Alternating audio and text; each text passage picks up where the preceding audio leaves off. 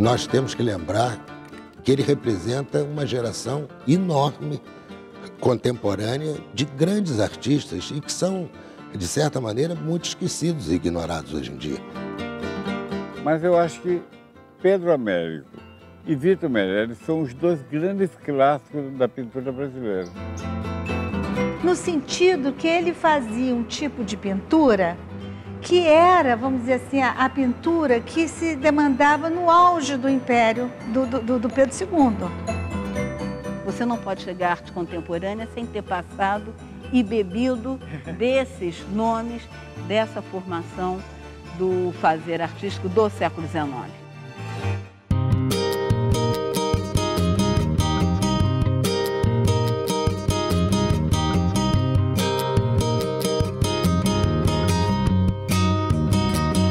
Este foi o primeiro quadro de um pintor brasileiro exposto no famoso Salão Internacional de Arte em Paris.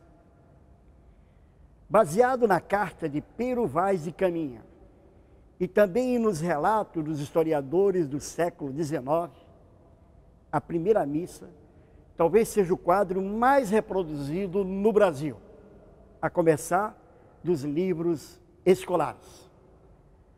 Os 180 anos de nascimento de Vitor Meirelles, o autor da Primeira Missa, é o tema de hoje do programa De Lá Pra Cá.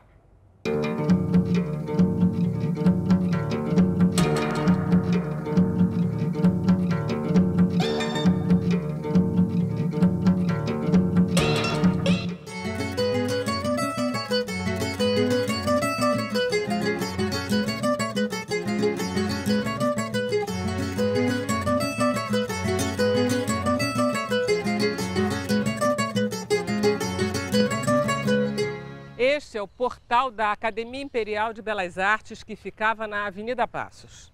Estamos no reinado de Dom Pedro II e Vitor Meirelles tem 14 anos quando se matricula. Vai ser um excelente aluno, tanto que ganha o prêmio de viagem e passa 8 anos na Europa às custas da academia. Quando volta, é contratado como professor. Um mestre inesquecível, é o que dizem. 30 anos se passam, a República é proclamada e a nova administração considera Vitor Meirelles velho e ultrapassado. Ele é sumariamente demitido aos 58 anos. Vitor Meirelles começou cedo sua trajetória desenhando paisagens da cidade onde nasceu. Com 13 anos, começou a frequentar aulas de desenho e logo depois foi estudar na Academia Imperial de Belas Artes, no Rio de Janeiro.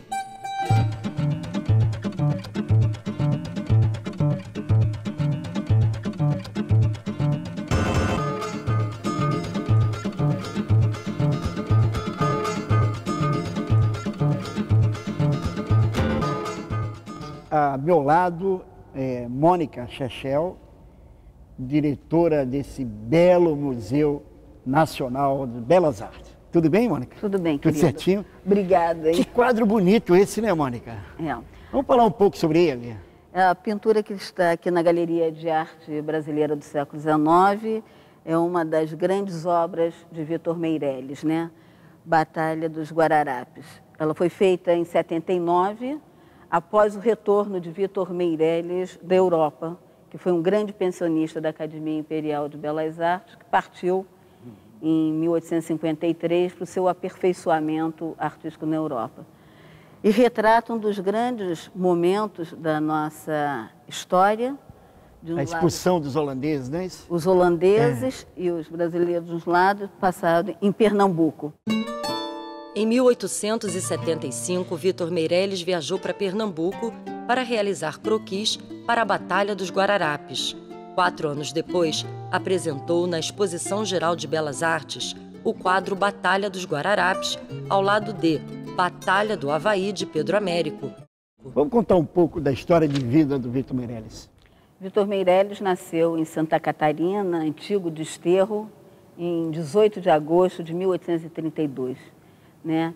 Filho de uma família, filho único, de uma família muito simples, muito humilde, e, por sorte, teve a oportunidade de um benfeitor, um desses conselheiros do Império, numa dessas viagens feitas pelo interior, descobrir e ficar encantado pela sua capacidade, pelos seus desenhos.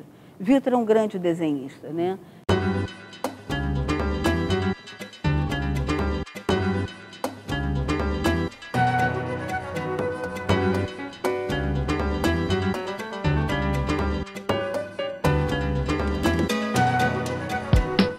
Nós estamos no Museu Histórico Nacional, em frente à tela Combate Naval do Riachuelo, de Vitor Meirelles, com Carlos Roberto Maciel Levi, que é crítico de arte, historiador.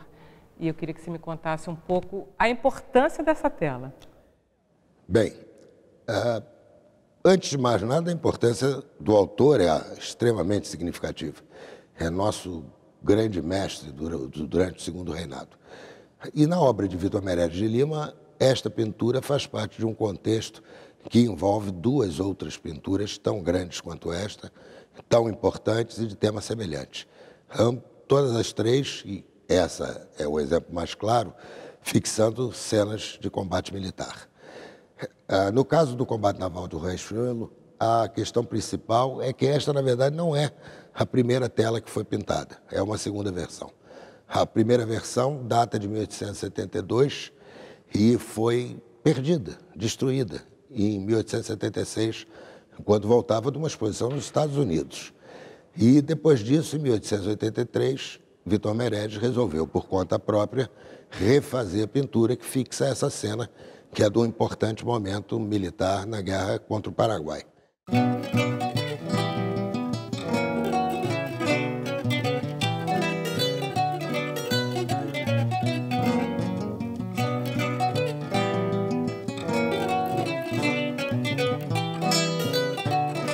Geraldo Edson de Andrade, meu colega, escritor, professor da História da Arte da Universidade do Estado do Rio de Janeiro.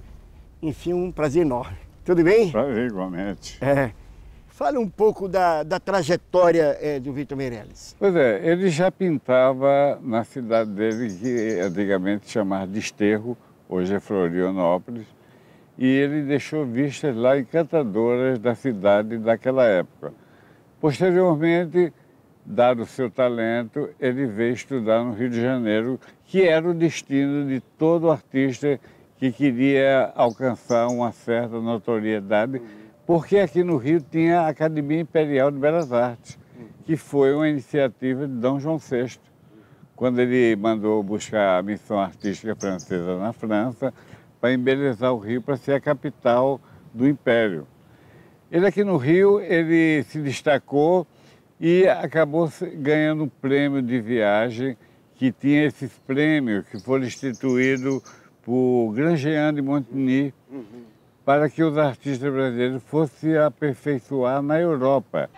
Aos 20 anos, Vitor Meirelles ganhou o Prêmio Especial de Viagem à Europa. Embarcou no dia 10 de janeiro de 1853 e 5 meses depois desembarcou no porto de Havre, na França. Foi morar na Itália e 3 anos depois voltou à França, onde viveu até 1861.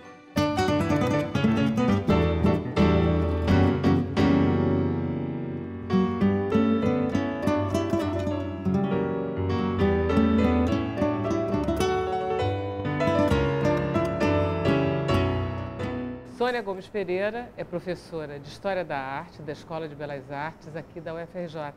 Aqui é o Museu Dom João VI, que tem obras ótimas do Vitor Meirelles. Qual é a importância do Vitor Meirelles, Sônia?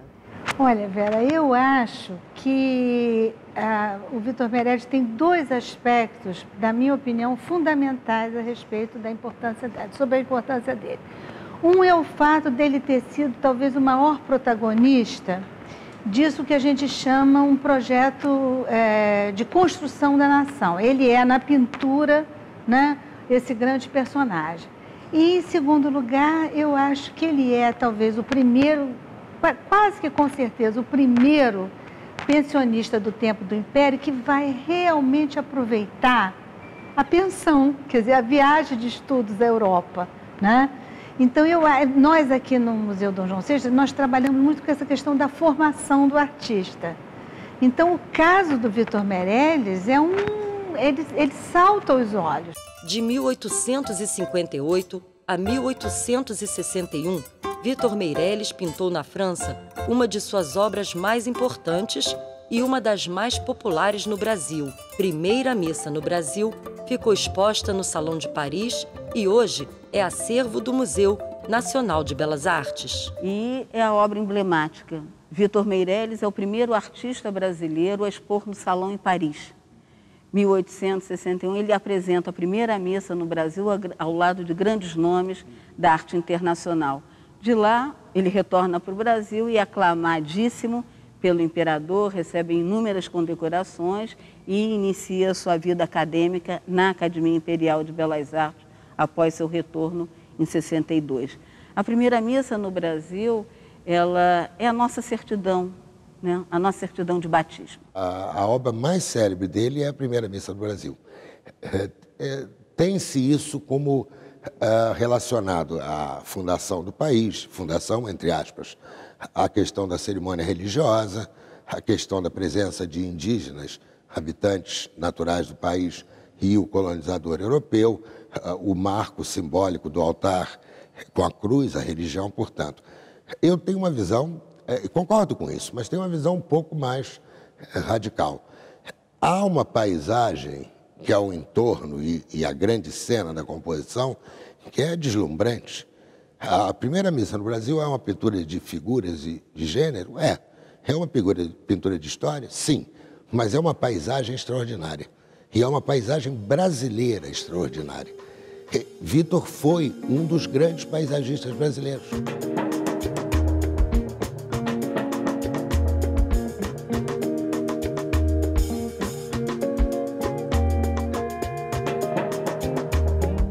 O que normalmente os biógrafos dizem do Vitor Meireles é que ele fez paisagem no início da vida dele, né, ainda iniciante, e que ele vai fazer muito no final da vida. Ele fez, inclusive, panoramas. O panorama do Rio de Janeiro, ele fez em 1883 na Bélgica. Era um panorama circular, rotativo, de dimensões gigantescas, 1,17 m por 14,5 metros de altura, formando um círculo de 30 e tantos metros, onde o espectador no centro presenciava a cidade girar em torno dele, como se fosse o olhar. Em 1885, Vitor Meireles realiza estudos para o Panorama do Rio de Janeiro. A obra é finalizada 2 anos depois, na Bélgica, e é exposta em Bruxelas e Paris. Talvez tenha sido a pintura de paisagem mais deslumbrante, paisagem urbana também, né? Porque ela registrava a cidade perfeito, igrejas, tipo de urbanismo, casario, a Bahia, o Porto, etc. E essa obra, infelizmente, não foi conhecida por ninguém no século XX, nem no século XXI, nem jamais será, porque foi perdida, destruída por incúria, desinteresse em 1910.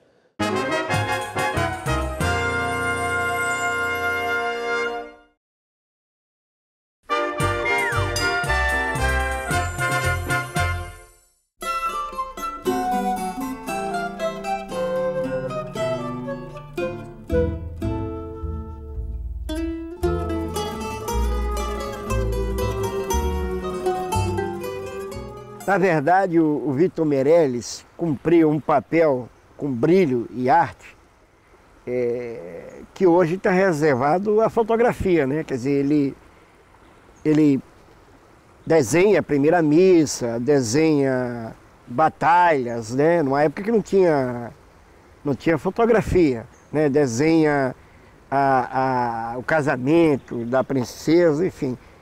Esse é o papel mais da fotografia, da televisão e do cinema, não?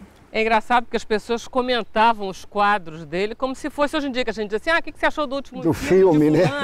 Tem esse quadro aqui, Anselmo, que é o Juramento da Princesa, né? Aí Dom Pedro vai, né? Ele escreve uma carta para a princesa e diz assim, ontem fui à exposição na Academia de Belas Artes, a quadros sofríveis. O Vitor não foi feliz na representação do ato do juramento de você como regente. Assim que voltou ao Brasil, Vitor Meirelles se tornou professor de pintura histórica e paisagem na Academia Imperial de Belas Artes. Quando ele volta, ele é contratado? Isso era uma coisa natural de acontecer, que um cara que tivesse ganho o prêmio de viagem fosse contratado como professor pela academia? Era. Olha, abria concurso. Aí, quer dizer, eu vou dizer uma coisa, quer dizer, geralmente quem ganhava era quem vinha do prêmio de viagem. Aí você pode fazer uma leitura dupla disso aí, né? Tinha padrinhamento? Talvez houvesse, mas... Ele foi professor durante muito tempo. Muito tempo. Você vê, ele voltou, se não me engano, em 61, né?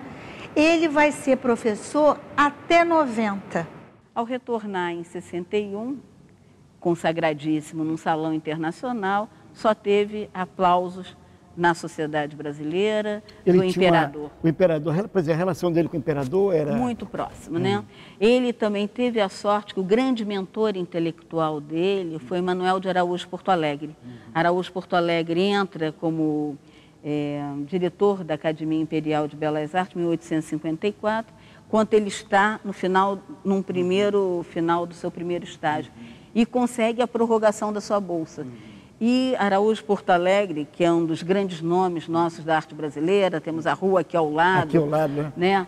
Araújo Porto Alegre foi diplomata, crítico, jornalista, ensaísta, foi um grande nome que fez muito pela arte brasileira e foi o grande mentor intelectual que traçou para Vitor Meirelles a questão do nacional. Aos 29 anos, Vitor Meirelles começa a dar aulas na academia, onde trabalha por 30 anos. Ensina aos seus alunos tudo o que tinha aprendido nos centros culturais da Europa e é admirado por todos eles. E ele foi professor mesmo, sabe? Isso é uma coisa que eu acho comovente no Vitor Meirelles, porque eu acho que ele gostava, isso eu estou dizendo da minha cabeça, quer dizer, é uma impressão que eu tenho, que ele gostava de dar aula e gostava de ateliê, sabe? Porque, por exemplo, ele tem algumas licenças, mas são menos. O Pedro Américo tem muita licença, sabe? Tem até umas coisas engraçadas. O Pedro Américo, nós temos um documento aqui, ele pedindo para dar aula de História da Arte, que era mais fácil, para sobrar mais tempo para ele trabalhar no ateliê. Então, você... fica com a sensação, que pode não ser verdade, de que talvez o Pedro Américo não se dedicasse tanto ao ensino, né? Como o Vitor Meirelles. O Vitor Meirelles marcou, tanto que os alunos sempre fazem questão de dizer: fui aluno de Vitor Meirelles. Ele foi o principal professor da Academia Imperial de Belas Artes durante o Segundo Reinado, formou quase todas as gerações de pintores importantes, muito mais do que uma, até a época da República, onde ele é barbaramente perseguido, sem nenhuma razão. Ele não era monarquista, ele era grato ao imperador e à política imperial com relação às artes.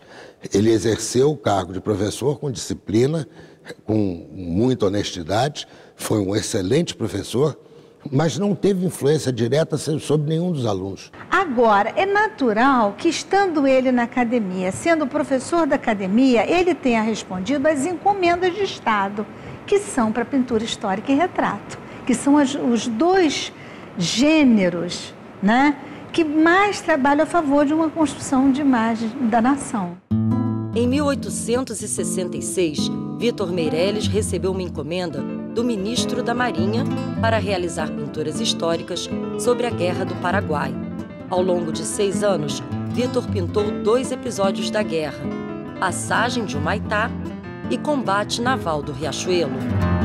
Ele pinta muita pintura de batalha, de guerra. Isso era porque a Guerra do Paraguai estava acontecendo, ele tinha uma finalidade quase que de registro? Sim, no momento dessa cena, por exemplo, Vitor esteve lá no período do combate, em 65, presenciou, correu os riscos que uma batalha naval implica e tomou anotações. A partir delas, fez a primeira grande pintura, que foi exposta com imenso sucesso em 1872, já fim da guerra, e que depois foi a Filadélfia, nos Estados Unidos, e se perdeu depois de 1876. Foi dada como destruída em 1883, ou 2. E ele se põe imediatamente a fazer esta versão que aqui está, que reproduz exatamente a outra, mas não por encomenda, por iniciativa própria. Mais tarde, já ele falecido, o governo adquire e ela vem a pertencer à sociedade como um todo.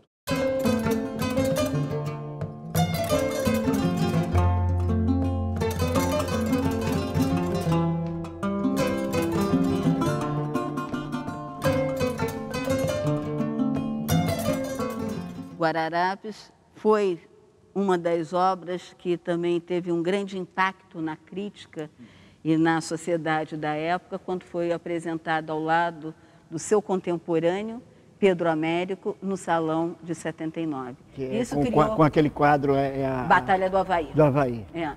Uma batalha do Havaí, do Pedro Américo, e outra batalha do Guararapes do Vitor Meirelles. Foram grandes polêmicas de críticas e de público, foram colocados lado a lado no salão em 79 e isso criou uma grande celeuma enorme para a sociedade. Eram dois grandes artistas do Império, apadrinhados pelo imperador. Os dois, Pedro Américo e Vitor Meirelles, eram rivais. Quando foram exibidos no Rio de Janeiro os dois quadros, era uma espécie de fla-flu. Tinha os que aplaudiam o Vitor Meirelles e o outro o Pedro Américo. Foi assim um fenômeno aqui no Rio de público. Até se admiravam das filas e mais filas para verem os dois quadros, né?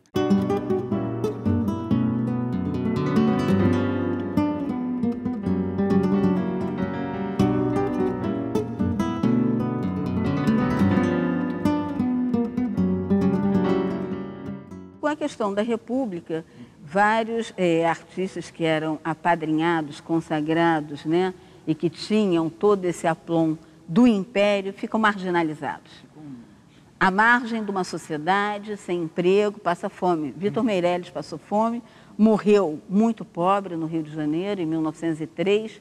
Quando ele ainda estava no final, 1900, 1901, ainda tentou respirar e faz, no final da vida, o panorama da cidade do Rio de Janeiro, o panorama do Rio de Janeiro, que é maravilhoso, que se perderam. Foram três grandes panoramas, o panorama do Rio de Janeiro, a entrada de Villers-Gagnon e o panorama do Brasil. Se perde. E ali perto da Casa França Brasil, antigo comércio, se colocou com passo esse grande panorama que dava 360 graus, ele vendia o ingresso para se sustentar. Essa questão do destino dos grandes artistas, no caso brasileiro, foi geralmente muito injusto. E a República não soube compreender a monarquia como regime político em relação aos seus atos. E se fixou na questão do escravagismo. E, por conseguinte, Vitor foi tido como um pintor da monarquia. E é verdade que nós temos que vê-lo assim. Mas isso não era razão. Mas aí o que aconteceu com ele? Ele é praticamente afastado, expulso da academia, sem benefício de qualquer tipo. Ele é desprestigiado, é atacado, é esquecido e muito cedo. Vitor Meirelles deixou um extraordinário acervo, minuciosos esboços, estudos em papel e óleos sobre tela. Morreu num domingo de carnaval, no dia 22 de fevereiro de 1903, aos 71 anos.